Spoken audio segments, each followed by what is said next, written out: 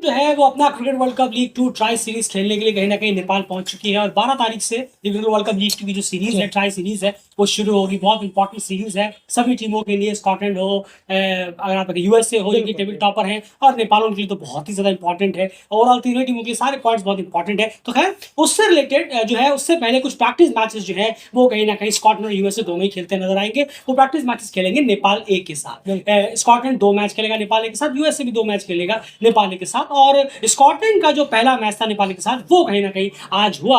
और उस मैच में क्या कुछ घटना चली, थोड़ी बहुत उसके बारे में बात कर लेते हैं। लेकिन उससे पहले आप सबको एक बार वापस मैं बता दूं कि एसोसिएट क्रिकेट फेसबुक पेज, जी हाँ, जो हमारा फेसबुक पेज है, जो कंप्लीटली एसोसिएट क्रिकेट डेडिकेटेड है, उस पेज को जाकर आप सब के सब जरूर से फॉलो करिए। वहां पर बहुत सारा कंटेंट आपको लगातार बेसिस पर मिलता रहता है। लगातार कोई भी एसोसिएट का मैच हो, अगर आप देखें, वो वहां पर मिस आउट नहीं होता। सारे मैचेस की stats, records, reports, match summary, सब कुछ आपको वहां पर लगातार प्रोवाइड कराई जाती है, वो भी बहुत ज्यादा फास्ट वे में। वन ऑफ द आप कह सकते हैं one of the best associate page है। अगर आप एसोसिएट क्रिकेट लवर है तो उस पेज पे जाकर जरूर फॉलो करिए। काफी सारा कंटेंट आपके लिए मिलेगा। या तो आप रेगुलर अपडेट्स चेक कर सकते हैं, या फिर आप शाम को एक बार पेज पर गए और सारे अपडेट्स आपने एक साथ चेक कर लिए, देखिए सुबह से क्या कुछ आ चुका है। तो इसीलिए उस पेज पे जाकर जरूर फॉलो करिए। उस पेज का जो लिंक है वो आप हमारे कम्युनिटी टैब में जाकर अभी के भी जाइए, वहां पर आपको वीडियो को सुनने के बाद चले जाइएगा, जाकर एक लिंक पर क्लिक करिए और वहां पर आप उस पेज को जाकर जरूर फॉलो करिए। चलिए आज के मैच पे आते हैं। नेपाल ए की अगर बात करें, नेपाल ए वर्सेस स्कॉटलैंड आज मैच हुआ और नेपाल ए ने पहले बल्लेबाजी किस तरह से हुई और क्या कुछ परफॉर्मेंस रहे हैं यहाँ पर, इसके बारे में कहीं ना कहीं अपडेट देंगे। स्कोर्स क्या कुछ रहे हैं प्लेयर्स। बिल्कुल बिल्कुल। और अगर स्कोर पर देखें, बैटिंग पर नजर डालें तो मयंक यादव जो ओपनर आए, मयंक यादव और अनिल शाह, जी हाँ, कप्तान अनिल शाह थे। और देखिए तो मयंक यादव ने 45 रनों की इनिंग खेली और काफ़ी धीमी इनिंग ज़रूर थी।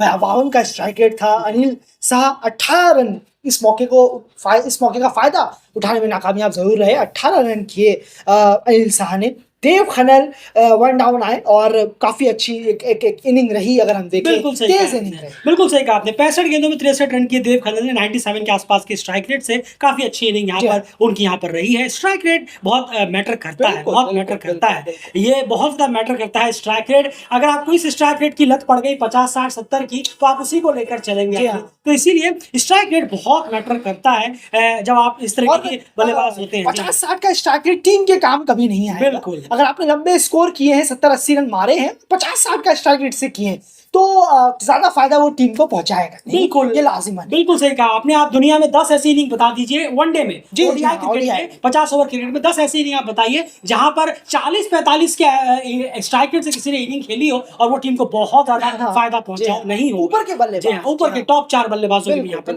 बात कर रहे थे। स्ट्राइक रेट थोड़ा सा बेटर करने की जरूरत है। और खास करके मयंक यादव 86 गेंदें खेल चुके थे, उस हिसाब से 52 का स्ट्राइक रेट बहुत कमजोर रहा। देव खनल का बहुत शानदार रहा, 97 के स्ट्राइक रेट से 63 किए। उसके बाद संदीप जोरा का भी स्ट्राइक रेट बेहतर रहा, 95। इनिंग थोड़ी लंबी होनी चाहिए थी, बहुत सारे ओवर्स पड़े हुए थे। 36 गेंदों में 34 रन उन्होंने किए। फिर कुशल मल्ला एक और अपना मौका गवाया। एक और उनको नेपाल ए के थ्रू कई अच्छे मौके मिल रहे हैं, लेकिन कुछ खास इंप्रेस नहीं कर पाए हैं वो अभी तक। बशीर अहमद ने 17 किए। पवन शराफ ने आकर 18 गेंदों में 31 कर और नीचे के थोड़े से कंट्रीब्यूशन रहा राशिद खान का 14 और दीपक डुमरे का 23। आखिरी ओवर में जैस्पर डेविडसन के मेरे ख्याल से लगातार 4 या 5 चौके मारे थे, एक सिक्स इन्वॉल्व था, तो उसकी वजह से इन सबकी कंट्रीब्यूशन की वजह से टीम जो है वो 277 रन बोर्ड पर लगाने में कहीं ना कहीं कामयाब हुई, जो कि बहुत ही अच्छा टोटल यहाँ पर कहीं ना कहीं रहा। 275 प्लस आपने स्कोर किया, तो काफी बेटर यहाँ पर वनडे में रहा है। एंड बॉलिंग यूनिट की बात कर लेते हैं यहाँ पर स्कॉटलैंड के लिए। स्कॉटलैंड में कई सारे बॉलर्स वगैरह यहाँ पर ट्राई किए हैं, सिर्फ नंबर्स वगैरह जानते हैं। स्कॉटलैंड का जो एनालिसिस है वो मेन मैच पे होगा। इस मैच में पूरी साइड से खेल रहे हैं, जब मेन मैच शुरू होंगे तब उनके सारे परफॉर्मेंस के बारे में बात होगी। एंड सिर्फ नंबर्स बता नहीं, जरूर एक चीज जरूर अच्छी रही कि हाथ खोलने का मौका दिया, क्योंकि यहाँ आप सब कॉन्टिनेंट पे आए हैं और आपको यहाँ पर थोड़ा सा और कुछ अलग तरीके की बॉलिंग की जरूरत होती है। तो उम्मीद रहेगी कि ये जो प्रैक्टिस कर रही है स्कॉटलैंड, ये इनके बॉलर्स को फायदा पहुंचाएगा। 8 बॉलरों का इस्तेमाल किया, जिसमें कि ब्रैड क्यूरी और साफियान शरीफ की काफी अच्छी बॉलिंग रही। अगर हम कहें 2-2 विकेट निकाले, काफी अच्छे फिगर्स रहे इनके। लेकिन साथ ही ब्रैंडन मैकमुलन ने भी एक विकेट निकाला। मार्क वाट का काफी इकोनॉमिकल स्पेल गया, 14 रन देकर 1 विकेट, और अच्छी रही बॉलिंग। अगर हम देखें बॉलर्स के लिहाज से थोड़ा और बेटर होना चाहिए था और बेहतर करते, लेकिन प्रैक्टिस गेम है, इतना ज्यादा स्कॉटलैंड के बॉलर्स को यहाँ जोर लगाने के बजाय मेन मैचेस में जोर लगाना है जो 12 तारीख से शुरू हो रहा है। यहाँ वार्म अप के लिहाज से बिल्कुल ठीक है, सबको बॉलिंग मिली। बिल्कुल सही कहा, यही तो मैं कह रहा था कि यहाँ पर स्कॉटलैंड का एनालाइज करने का कोई मतलब नहीं बनता। ये वो मैच, इन मैचों से ज्यादा उनके लिए इंपॉर्टेंस है वो मैच। वहां पर उसने काम कर दिया, वहां 2 पॉइंट कलेक्ट कर लिए, तो कोई फायदा नहीं है इन सब के बारे में बात करने का। वो मैच उनके लिए बहुत है, इसलिए स्कॉटलैंड का एनालाइज वहां हो तो ज्यादा बेटर है मेन मैचों में। और खैर उसके बाद अगर हम यहाँ पर बात करें, जब स्कॉटलैंड यहाँ पर चेस करने के लिए आया स्कोर्स की अगर हम बात करें, तो कुछ इस तरीके के नंबर्स उनके रहे। मार्क वाट ऐसे ओपनिंग कराए गए, कुछ डिफरेंट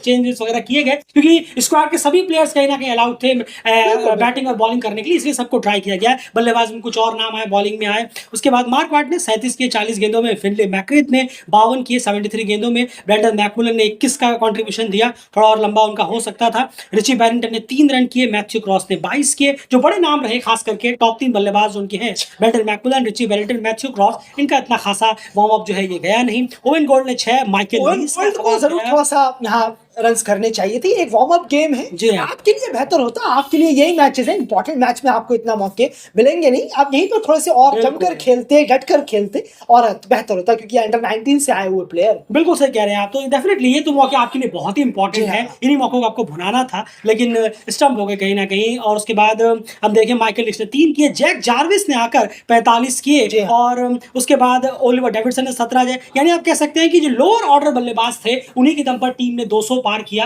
वरना शायद अंडर 20 ऑल आउट होते होते कहीं ना कहीं यहाँ पर रह जाती। तो खैर ओवरऑल ये कहीं ना कहीं बैटिंग यूनिट रहा, जहां पर जो उनके 3 बड़े नाम हैं वो तो खास रन नहीं कर पाए, और बाकी भी प्लेयर्स इतने खासा टच में बल्लेबाजी में नजर नहीं आए। लेकिन वही फिर से हम कहेंगे, उम्मीद करेगा स्कॉटलैंड की मेन मैच जो है वहां सारे बल्लेबाज चले रन करे। स्कॉटलैंड के पर्सपेक्टिव से स्कॉटलैंड यही चाहेगा कि कम से कम वहां रन करे, यहाँ ना भी करे तो चलेगा, मेन मैच वहां है, वहां उन्हें 2 पॉइंट हर हाल में चाहिए होंगे।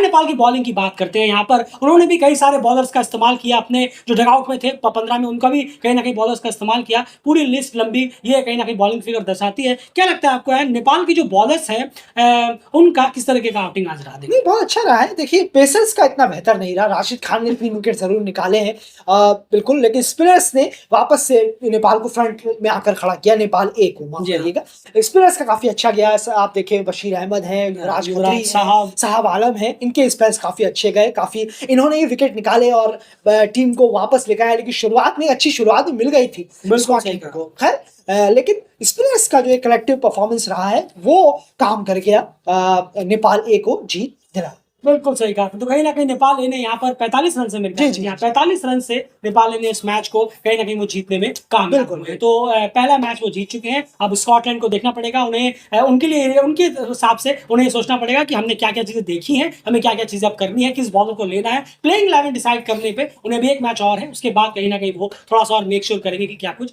करना होगा। लेकिन फिलहाल इस वीडियो में इतना ही। बने रहिए डेली क्रिकेट चैनल।